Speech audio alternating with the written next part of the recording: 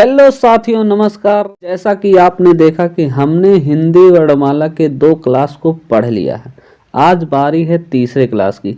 आज इस तीसरे क्लास में हम सीखेंगे कि हमने कितना सीखा है। तो मतलब आज हम प्रैक्टिस सेट को एकदम अच्छे तरीके से हल करने वाले। पहला प्रश्न हमारा दिया गया है, निम्नलिखित में से महाप्राण वर्ण कौन सा है? निम्नलिखित में से महाप्राण वर्ण कौन सा है? तो हम बात करेंगे सबसे पहले का के बारे में। का महाप्राण वर्ण होते क्या है? महाप्राण वर्ण वे होते हैं जिनका उच्चारण करने में मुख से ज्यादा वायु निकलती है, वही महाप्राण कहलाते हैं। और हमने बताया था वर्ग का दूसरा और चौथा अक्षर जो होता है महाप्राण होता है। तो का हमारा वर्ग का पहला अक्षर है, वह हमारा वर्ग का 5वां अक्षर है, और चा हमारा वर्ग का पहला अक्षर है। तो दूसरा अक्षर है ता के बाद था आता है, तो वर्ग का दूसरा अक्षर कौन सा है? था। यह हो जाएगा हमारा महाप्राण वर्ण। हिंदी शब्दकोश में अंक और आहा किस वर्ण के साथ आता है? पहला ऑप्शन है अ के साथ, दूसरा है आ के साथ, तीसरा है आहा के साथ, चौथा है बड़ा आ के साथ। तो अंक और आहा भैया हमेशा आ के साथ ही आएंगे, क्योंकि आ के ऊपर अंक बिंदी और आ के पीछे आहा लगता है। और यह यूपी टेट 2013 सेकंड पेपर में पूछा भी गया है। अगला प्रश्न है हमारा, छा वर्ण किसके संयोग से बना है? तो छा वर्ण संयुक्त व्यंजन है। तो का और खष्टी सा के संयोग से हमारा छा वर्ण बना है। जैसा कि हमने बताया था संयुक्त अक्षर 4 होते हैं। छा, त्रा, ज्ञा और स्रा। छा, त्रा, ज्ञा और स्रा। अगला प्रश्न है हमारा नंबर 3, निम्नलिखित में से कौन सा शब्द अमात्रिक है? कारखाना में मात्रा लगा है, अमिताभ में भी मात्रा लगा है, चहचहाना में भी मात्रा लगा है, लेकिन सी कलरों में कोई भी मात्रा नहीं है, इसलिए यह अमात्रिक शब्द है। इसके बाद हमारा चौथा प्रश्न है, अयोग्यवाह कहा जाता है। हमने बताया है अंक और आहा क्या होते हैं? अयोग्यवाह होते हैं। अंक और आहा अयोग्यवाह होते हैं। तो विसर्ग, ये जो आहा अंक आ के पीछे दोनों बिंदी लगी है, इसे विसर्ग कहा जाता है। तो विसर्ग ही हमारा हो जाएगा अयोग्यवाह। विसर्ग ही हमारा क्या हो जाएगा? अयोग्यवाह। अगला प्रश्न है हमारा नंबर 5, टा वर्ग में किस प्रकार के व्यंजन हैं? तो याद करो दोस्तों, हमने बताया था का वर्ग, इसके बाद चा वर्ग, इसके बाद टा वर्ग, इसके बाद ता वर्ग, इसके बाद पा वर्ग।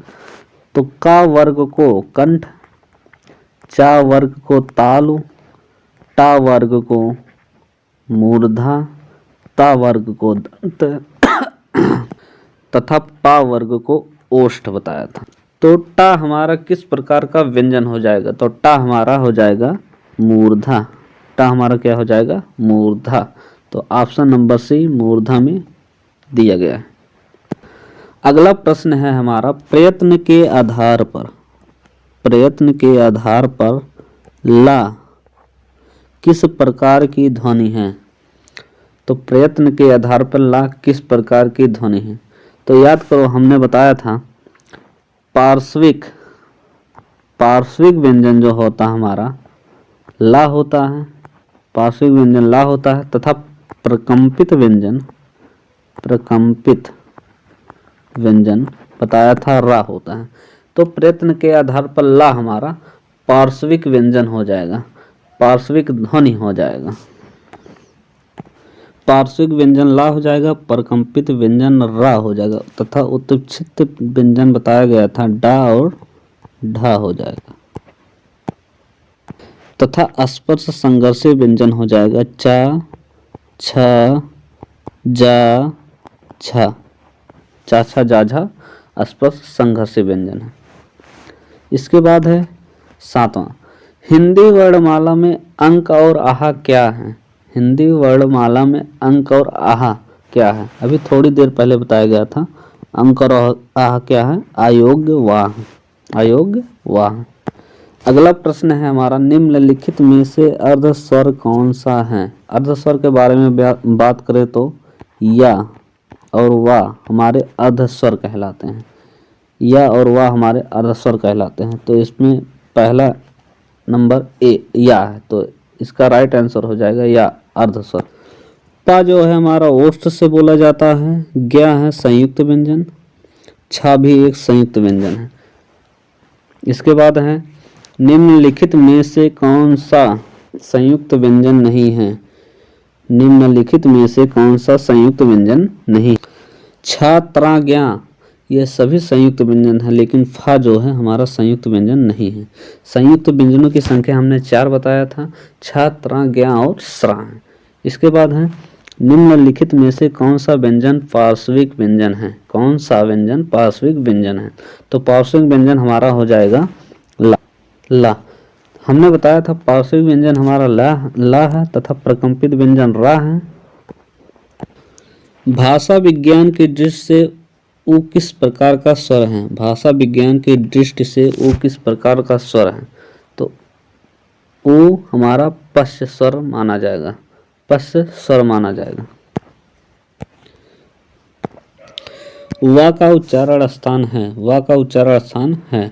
तो या रा ला, या रा ला वा होते हैं अंतस्थ व्यंजन। यदि ऑप्शन में अंतस्थ व्यंजन नहीं दिया गया है तो इसमें से कोई भी होगा तो वह दंत, वा का उच्चारण स्थान दंत ओष्ठ होगा। तो साथियों, मैं चारों विकल्पों का A to Z विश्लेषण करा रहा हूं। यदि आपने पहली और दूसरी क्लास नहीं देखी है तो प्लीज़ जाके देखिए, जिससे प्रैक्टिस सेट हल करने में आपको आसानी हो। और मेरे इस चैनल पर आपको डेली हिंदी की एक वीडियो मिलती रहेगी तथा हर क्लास के बाद आपको प्रैक्टिस सेट मिलता रहेगा। तो बने रहिए हमारे चैनल के साथ। अगला प्रश्न है हमारा, कौन सी ध्वनि महाप्राण नहीं है? महाप्राण के बारे में बात करें तो दूसरा वर्ग का दूसरा और चौथा अक्षर जो होता है महाप्राण तथा पहला और तीसरा और पांचवा अक्षर होते हैं अल्पप्राण, अल्पप्राण। ठीक है। तो खा के बारे में बात करें, खा हमारा दूसरा अक्षर है, मतलब यह महाप्राण है। और घा जो है हमारा चौथा अक्षर है, यह भी महाप्राण है। उसके बाद चा के बाद छा, फिर जा, फिर झा। झा भी एक चौथा अक्षर है, घा भी चौथा अक्षर है, खा भी दूसरा अक्षर है, मतलब ये तीनों महाप्राण हैं। लेकिन प्रश्न में पूछा है कौन सा ध्वनि महाप्राण नहीं है? तो जा हमारा क्या है? महाप्राण नहीं है। अगला हमारा प्रश्न है, किस वर्ग का उच्चारण स्थान कंठ तालु से है? कंठ तालु से है। तो कंठ वर्ण होता है हमारा आ और बड़ा आ, और तालु वर्ण होता है हमारा ई और बड़ी ई।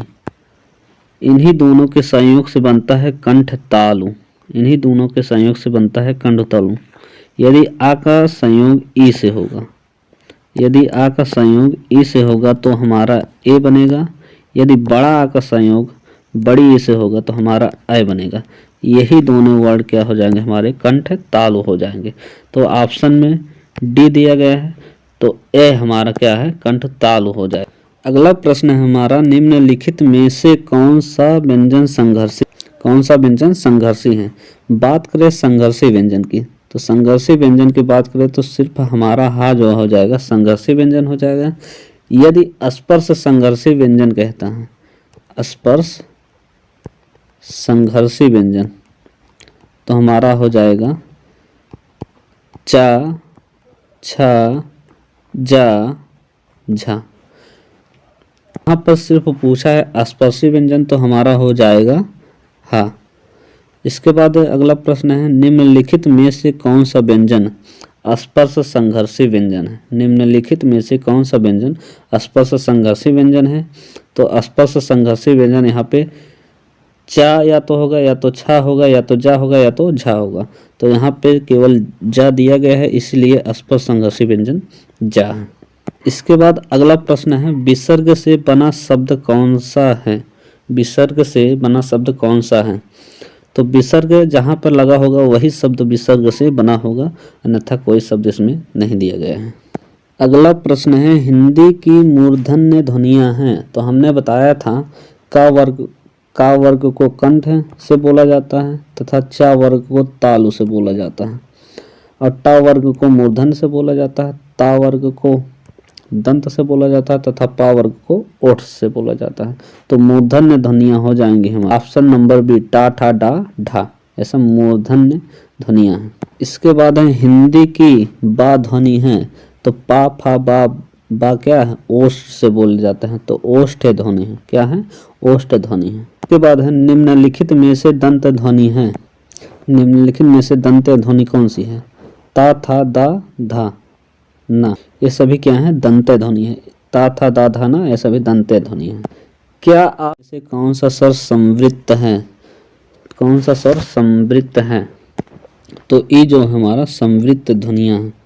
ऑप्शन नंबर 4, क्वेश्चन नंबर 4, निम्नलिखित में से कौन सी ध्वनि दंत्योष्ठ है?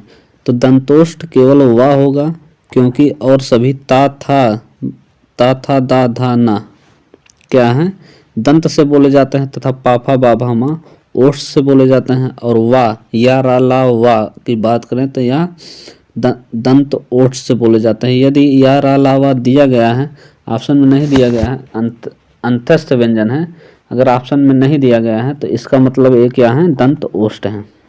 अगला प्रश्न है, निम्नलिखित वर्णों में से कौन सा मूर्धन्य ध्वनि का है? तो मूर्धन्य ध्वनि अभी बताया गया था, टा ठा डा ढा क्या है, मूर्धन्य है, तथा ता था दा धा ना क्या है, दंत है, और चा छा जा झा तालु है, और पाफा बाभा मा ओष्ठ से बोले जाते हैं।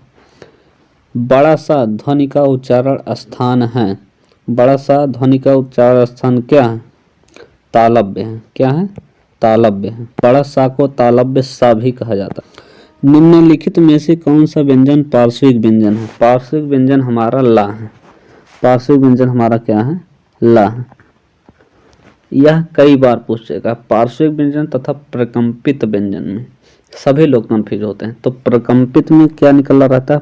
परा, प्राकंपित ऐसे लिखा जाता है ना, तो इसमें रा लगा होता है, इसका मतलब प्राकंपित व्यंजन रा हो जाएगा, और तथा पार्श्विक व्यंजन हमारा ला हो जाएगा। अब तो कोई कंफ्यूजन नहीं है। निम्नलिखित में से कौन सा एक संयुक्त व्यंजन नहीं है? संयुक्त व्यंजन के बारे में बात करें तो छा त्रा ज्ञा, एक और है स्रा, क्या है, हमारे संयुक्त व्यंजन है, लेकिन जो खष्टी सा है यह हमारा संयुक्त व्यंजन नहीं है। तो ऑप्शन नंबर बी हमारा राइट आंसर हो जाएगा। इसके बाद है या रा ला वा किस वर्ग के व्यंजन है? तो या रा ला वा अंतस्थ व्यंजन है। या रा ला वा क्या है? अंतस्थ व्यंजन है। निम्नलिखित व्यंजन में से कौन सा व्यंजन स्पर्श संघर्षी व्यंजन है? स्पर्श संघर्षी व्यंजन है। तो स्पर्श संघर्षी चा है, छा है, जा है, इसके बाद झा है। तो इसमें ऑप्शन में केवल जा दिखाई दे रहा है, इसलिए स्पर्श संघर्षी व्यंजन हमारा क्या है? जा। अगर संघर्षी व्यंजन के बारे में बात करें तो वह हमारा हा हो जाएगा, और प्रकंपित व्यंजन के बारे में बात करें तो यह हमारा रा हो जाएगा। हिंदी वर्णमाला में व्यंजनों की संख्या कितनी है? हिंदी वर्णमाला में व्यंजनों की संख्या कितनी है? तो कुल व्यंजनों की संख्या देखा जाए तो 37 माना गया है, लेकिन मुख्य रूप से बात करें तो व्यंजनों की संख्या 33 है। व्यंजनों की संख्या कितनी है? 33 है। तो ऑप्शन नंबर सी हमारा राइट आंसर हो जाएगा। हिंदी शब्दकोश में छा का क्रम किस वर्ण के बाद आता है? तो जो छा है हमारा, छा हमारा का प्लस खष्टी सा के संयोग से बना है, तो इसलिए का के बाद छा का क्रम माना जाता है। ए के उच्चारण स्थान का नाम है। ए के उच्चारण स्थान का नाम क्या है? ए का उच्चारण स्थान का नाम कंठ तालव्य है। कंठ तालव्य कैसे है? जैसे कंठ हमारा आ और क्या है? बड़ा आ है। आ और का उच्चारण स्थान कंठ है, कंठ है। इसके बाद ई प्लस ई का उच्चारण स्थान तालु है, और कंठ का संबंध जब तालु से होगा तो हमारा कंठ तालव्य कहलाएगा। तो आ का संबंध जब छोटी ई से होगा तो हमारा ए बनेगा। तथा बड़ा का संबंध जब बड़ी से होगा तो हमारा अ बनेगा। तो अ हमारा क्या है? कंठ तालव्य वर्ण है। कंठ तालव्य वर्ण है। निम्नलिखित में से कौन सा वर्ण अंतस्थ नहीं है? तो अंतस्थ हमारा हो जाएगा या, रा, ला और वा। तो इसमें से हा जो है हमारा अंतस्थ व्यंजन नहीं है, बाकी सभी या, रा, ला, वा के यहाँ हमारे अंतस्थ व्यंजन है। Option number B right answer हो जाएगा। अघोष वर्ण कौन सा है? अघोष वर्ण कौन सा हो? अघोष वर्ण के बारे में बात करें तो वर्ग का पहला तथा दूसरा वर्ग के प्रत्येक अक्षर क्या होते हैं? सघोष होते हैं। सघोष होते हैं तथा तीसरा, चौथा और पांचवा अक्षर अघोष होते हैं। तीसरा, चौथा और पांचवा अक्षर अघोष होते हैं। और सा और सा हा, खष्टी सा, हाँ नहीं खष्टी सा, ये सभी क्या होते हैं? अघोष होते हैं। तो हमारा हो जाएगा सा क्या है? हमारा अघोष वर्ण है। हिंदी तालव्य की ध्वनियाँ हैं। तालव्य का मतलब जो तालु से बोली जाती हैं। तालव्य मतलब तालु से। तो तालु चा छा जा झा हैं और ता था दा धाना, ता था दा धाना दंत से बोले जाते हैं। और पाफा बाभा मा ओठ से बोले जाते हैं तथा टा ठा डा ढान, टा ठा डा ढा ड़ा मूर्धन्य से बोले जाते हैं। कौन सी ध्वनि अल्प प्राण है? तो अल्प प्राण पहला, तीसरा और पांचवा वर्ग का पहला, तीसरा, पांचवा अक्षर क्या कहलाते हैं? अल्प प्राण कहलाते हैं। तथा दूसरा और चौथा हमारे महाप्राण कहलाते हैं। तो पहला अक्षर इसमें ता दिखाई दे रहा, वर्ग के तालव्य वर्ग के पहला अक्षर ता हमें दिखाई दे रहा है, इसलिए यह अल्प प्राण है। इसके बाद खा के बारे में बात करें तो खा दूसरा अक्षर है जो कि महाप्राण है। इसके बाद ता था दा, इसके बाद धा हमारा है चौथा अक्षर। इसके बाद ता और था के बारे में बात करें तो था हमारा दूसरा अक्षर है जो कि महाप्राण है। इसके बाद है हिंदी की स्पर्श, घोष, महाप्राण तथा दंत व्यंजन कौन सी है? बात करेंगे सबसे पहले घोष के बारे में। घोष हमारा क्या होता है? सघोष होता है। पहला और दूसरा घोष होता है, बाकी तीसरा, चौथा, पांचवा हमारा क्या होता है?